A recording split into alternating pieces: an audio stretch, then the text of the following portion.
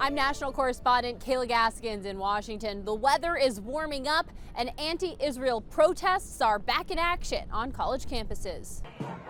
A mob of anti-Israel demonstrators prompting New York Governor Kathy Hochul to cancel a press conference Thursday at the City University of New York. The protesters upset over her decision to remove a job posting for a Palestinian studies role.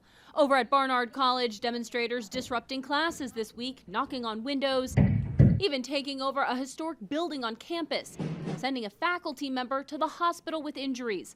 A school official said protesters showed blatant disregard for the safety of our community.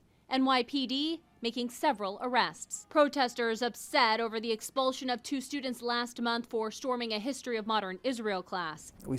Last week, we sat down with Israeli ambassador to the U.S., Michael Leiter, who attributes persistent instances of anti-Semitism in America in part to the International Criminal Court's arrest warrant for Israeli Prime Minister Benjamin Netanyahu over the war in Gaza. Now, how does anybody expect anti-Semitism not to rise when the #1 Jew in the world, the leader of the state of Israel, is condemned as a war criminal? Meanwhile, talks underway in Egypt for phase 2 of the delicate, complex Israel-Hamas ceasefire. It's really crucial that the ceasefire continues. Adit Ohel's son alone is one of 59 hostages still in Gaza. She came to Washington this week for meetings with U.S. lawmakers. I would not